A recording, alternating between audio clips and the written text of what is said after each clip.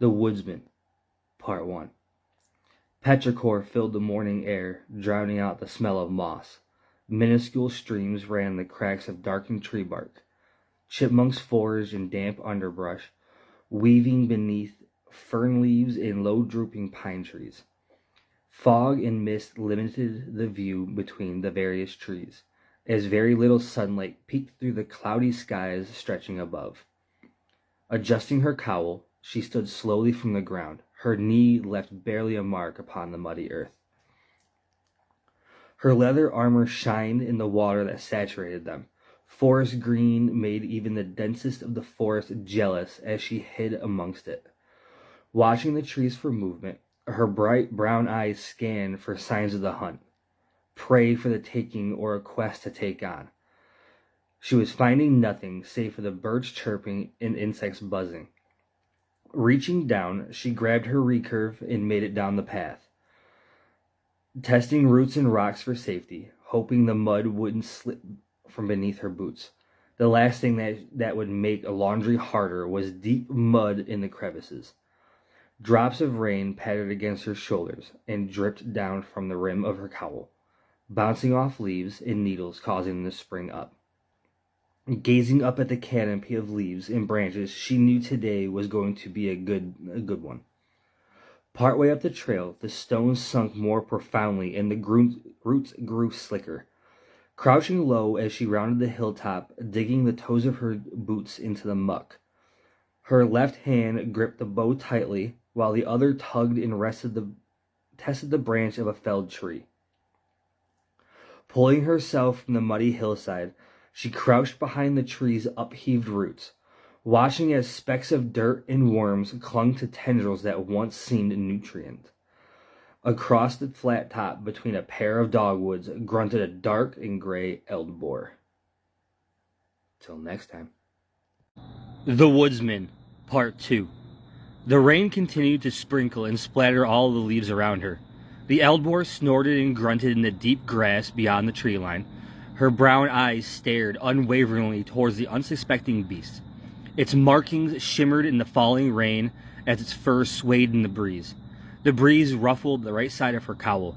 With a slight clack, she knocked an arrow upon her bow and listened as the string stretched back to her cheek, resting her knuckles and leveling her elbow. Eyes sighted down the arrow, she aims at the rear of the eldboar and looks to the left as the intended mark, letting loose a humming arrow. A squeal rings through the falling rain and the beast dashes away. The woodsman walked into the high grass, stepping over the log covered in moss, sniffing the air laden with the soft scent of dark chocolate, goldenrod, and devil's plaything with undertones of felon herb. A pointed and hooked hoof print dug deep in the mud, looking in the direction it fled. 3 wide furrows tore through the grasses. She groaned low at the eldboar's defense, the illusion its ancestors gave to distract from being tracked by predators. Taking a deep breath, her eyes shone light green as she looked out from her cowl. Energy coursed through her muscles. She could feel her sense of strength heightening with her hearing. The power that coursed through her zoomed in on her sight, giving clarity to the edge of the grass, showing the broken twig limply hanging from a berry bush, a fresh set of tracks scuffed as the beast changed its direction. Cabbage and blood filled the air where the dark chocolate had been. The mixing of eldboar's natural cabbage odor had mixed with its coppery plasma to give off a distractingly sweet smell. Frustrated, squealing and grunting rang off in the distant direction of the proper furrow. Air shoved its way through the blades of the grass, allowing the hog to take that chance of getting away. Smiling, the woodsman strode swiftly through the center lane, needing to validate her senses. The Woodsman, Part 3. Following the tracks through the tall grass, she came to a hillside littered with sharp rocks, sloping dangerously downward. Looking below, the eldboar licked its wounds and grunted at the base of a thick oak tree. Taking a knee, gripping her bow tightly, and knocking another arrow, she aimed. Her breath was steady as the weight surged through her lungs and muscles. A loud screech rang through the sky as her fingers let go in what felt like slow motion. Her eyes slowly flicked to the left to see a large feathered lion hurtling through the air like a meteor. Its large talons extended and grabbed the Eldboar from its resting spot, effortlessly avoiding the arrow as it drove into the trunk of the tree. Swooping upwards, it beat its enormous feathery wings, sinewy membranes stretched beneath the top feathers, crying as it sped off to the east over the treetops. Carefully, she managed to use the stones as stairs for the descent. Her stomach growled, and she felt the loss of a fresh meal. The satchels of hardtack, cheese, and dried lamb scraped together in the bag beneath her cloak. Regretting not spending a few more crowns or silver on a cheap tent, she felt her cloak for dampness, making her way towards a small clearing, gathering fallen branches and twigs. The least she could do was start a fire.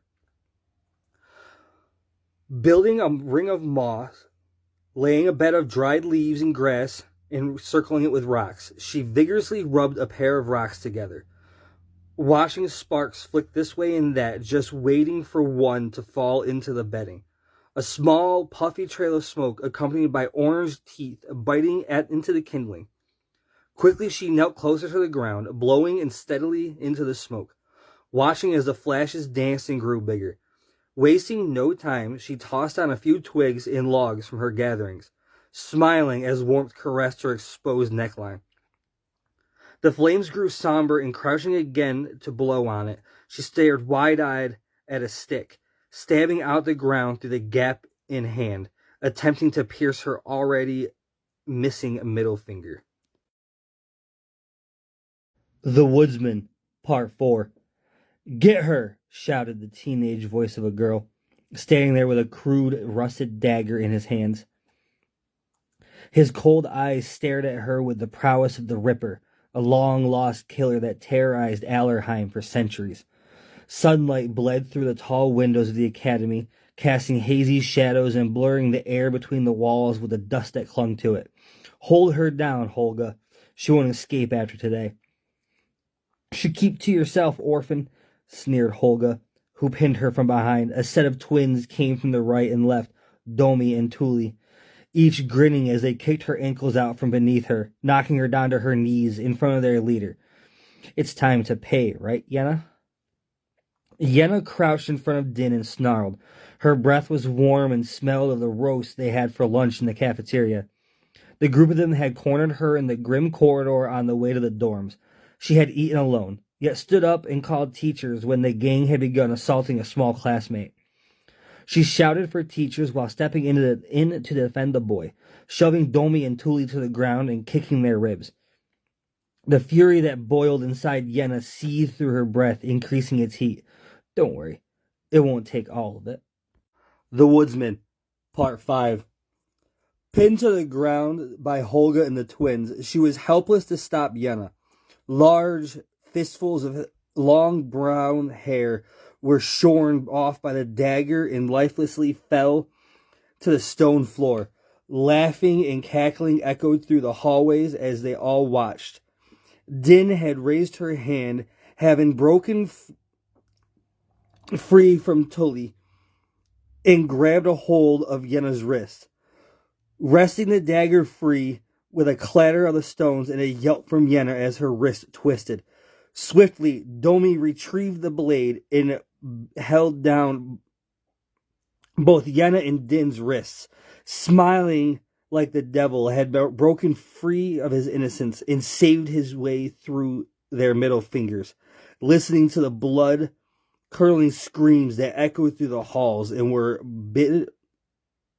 birthed from the depths of their bowels. "Now you are twins like Tuli and me," said Dami slowly and enunciatedly, watching the two of them bleed onto the floor. "Twins!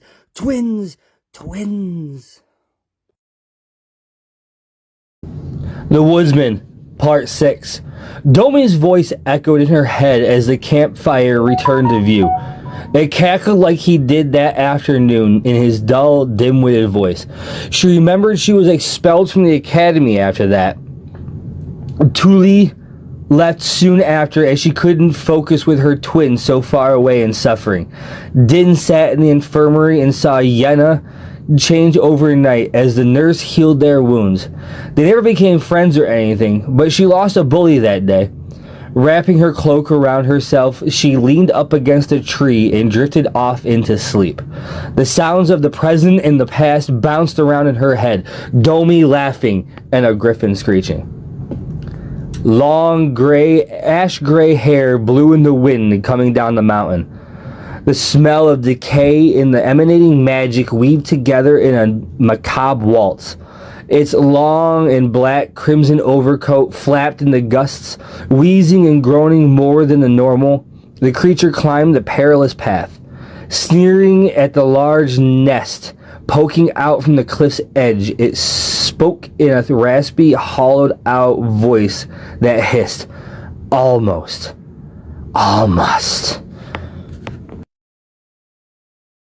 The Woodsman, Part 7. The large griffin lay in its nest, surrounded by 5 oval shapes that glinted in the sunlight. 2 were ruby red and speckled with little black dots, and 2 more were dry, deep, solid orange, the color of tangerines. The last egg was smaller than the rest and lay nuzzled in its mother's dark hunter-green crown of feathers, blending in, given away by only the shine of the morning light across its surface. The mother placed its head on the ground and closed its large amber eyes, curling up its thick feline hindquarters and rumbling a merry chirping sound. The markings of scars on its scaly front legs and the since-healed gashes on its thighs were a sign of its strength to any would-be predator looking for a meal of the oval eggs.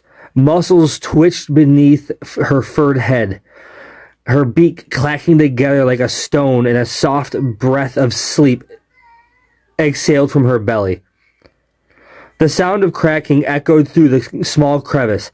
The ashen creature crept through, though the sound came not from splintering shale and fragile rocks.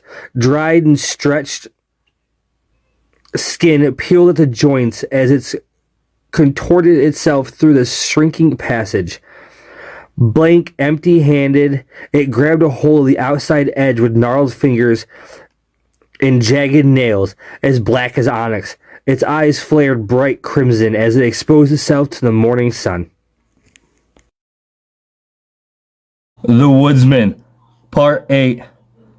Almost, the creature repeated in a growl as it crept weakly along the outcropping, listening as rocks fell away from its footballs, undisturbed by the scuffing feet slipping from the ledge.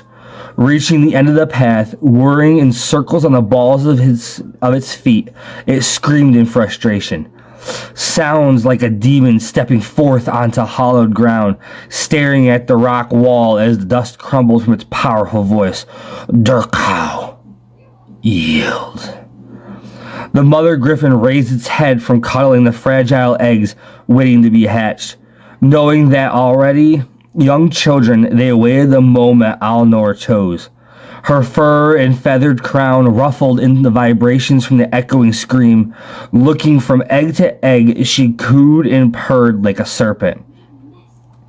With a single stride to the edge of the nest, she leaped from into the air, spread her massive wings, and surveyed a mile wide. The creature growled again in a constant humming sound. His feet spread evenly apart, arms stretched 40 degrees from his waist, palms splayed facing the rock bed. A circle of dust and energy swirled around him. The ledge began to violently quake. A crack formed haphazardly around him, wiggling back and forth, lifting him off the ground slightly. His head shot to the sky and grinned, the skin loudly cracking at the gesture. Durkow. The Woodsman, Part 9.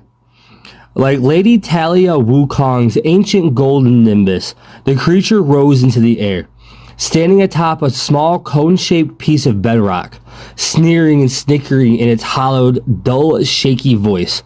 Overhead, the screeching of the griffin was heard, ringing out for location. The sound ceases to grow farther away from the now flying monster. Din woke up to the damp mist that had settled from the autumn night. shrugging the cloak from around her and getting to her feet. The hood clung to her face like a handful of soggy leaves to a fallen limb, stretching and rotating her shoulders, trying to shudder off the funk of cold that lingered in her muscles. The embers of the previous night's fire smoldered in front of her, emanating heat nonetheless. She rubbed her hands together above the flickering coals. Her thoughts fell on many divergences and distractions.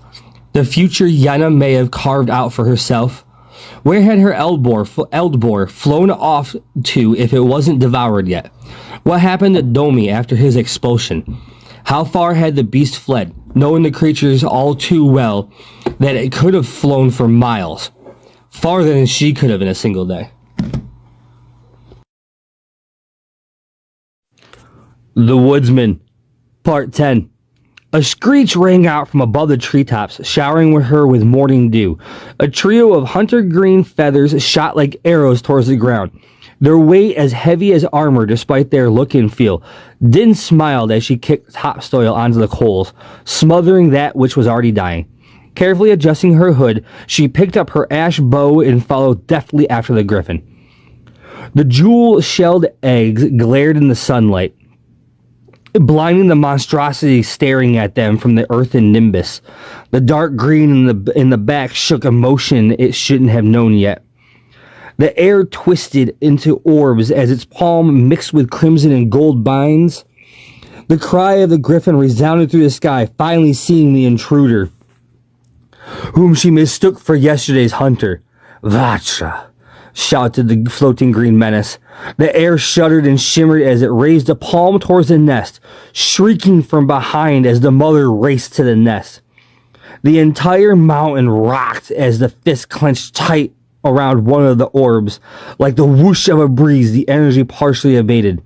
The absence caused an eerie silence despite the left orb remaining in full power.